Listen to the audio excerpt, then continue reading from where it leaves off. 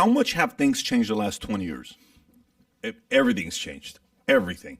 So about 24 years ago, I wrote to my friends an email saying online video is going to beat TV. And so I'm going to head to online video right now because I'm positive that it's... This is in the 90s when AOL is a thing. Yeah, 98 I wrote the email. And what was the foresight? How did you even know that that was going to be a thing? This is before YouTube. Yeah, so I'd like to think that I'm a logical guy. And so I look at patterns and I see where things are going. And people are always... Unfortunately, a lot of people just look right in front of them, right? It's really hard to see a couple steps ahead, right? But if you logically look at something, you can clearly see where it's going. So look, first of all, television has these massive costs. Online video, you saw that had no gatekeepers and no overhead costs. So, or very little overhead costs. I'm like, that means there's going to be a million of them.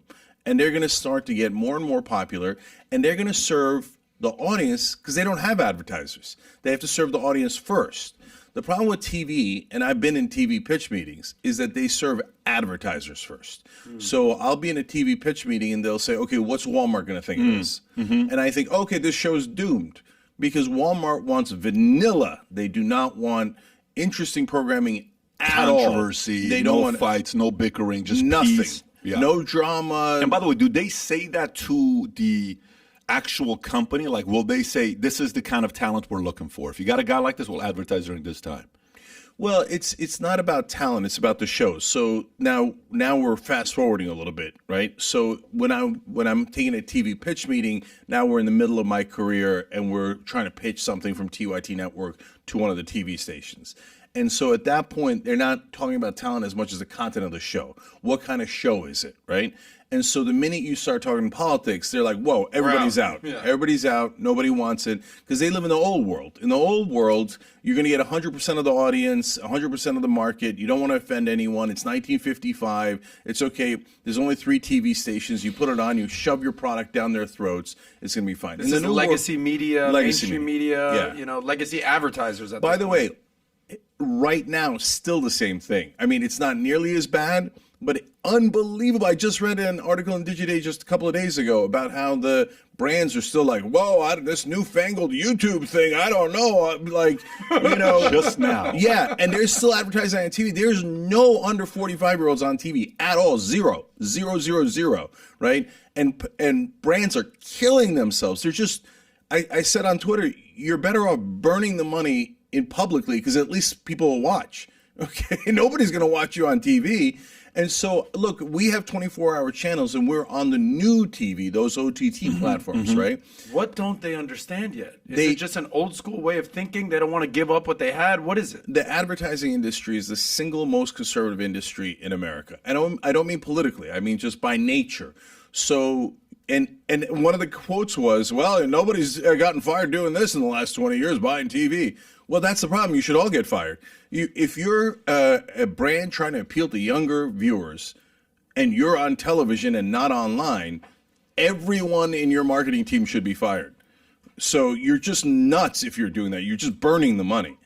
Here's a question for you, because what it makes me think about is the fact that, you know how Justin Bieber was found where? Did Usher find Bieber on YouTube or something like that? Some story. I don't know if you're familiar with this or not. It was, or even it was Scooter Braun.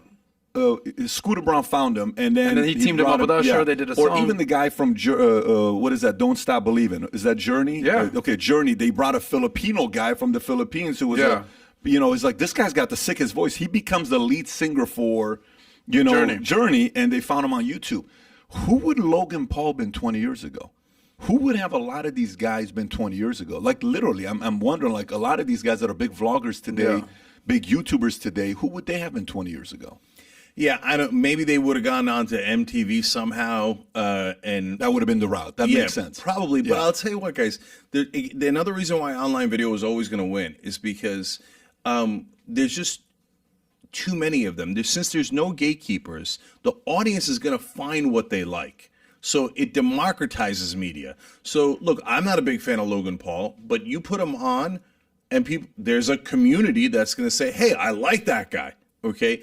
before you couldn't get past the gatekeepers. So the only people that were allowed on were people that the executives liked.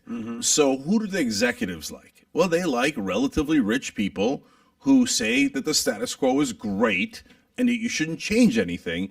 And remember, we're doing a show for Walmart, so keep it vanilla. That's why TV was doomed. The most boring stuff in the world. What are they doing? A domino show now, I think? I mean, they're watching dominoes fall. I mean, it's just sad. They're going to do, finally, the last TV show is just going to be bingo. So, but if you think about it, again, capitalism wins, innovation wins again, because they were able to compete against the traditional guys, and the traditional guys who don't want to do any work, and they're kind of bullying the talent and saying, you better do this or else. Now there's so much competition that you can't do that anymore, because the reality of it is the talent's going to find a place to get their voice heard. This is the market we're living in. You can't silence people today. Well, some people are trying to silence certain people, but all I'm saying is, if the talent is a real talent, he's going to make it, or she's going to make it if they go and do the work that's necessary to do. Let me bring up a quick point with TV. I want to get your thoughts on this. The other day, I'm with your dad, and we were looking for the March Madness game. You're talking about the legacy media. There used to be 3 channels, the big 3, ABC, NBC, CBS. And then I remember whatever was the late 90s, early 2000s, and all of a sudden it was like 50 channels. It's like, holy moly. I'm with Pat's dad, who's 79, about to be 80 in 10 days. God bless you, Gabriel. And we were looking for the game. And there's 900 channels. He's like, oh, yeah, I think it may be on 847. Maybe it's on 140. Like, he knew the channels. He knew what was going on in the sports. How many of those do you really watch, though? That's what I'm saying, is that, like, it's so fractured. You're talking about the democratization of media.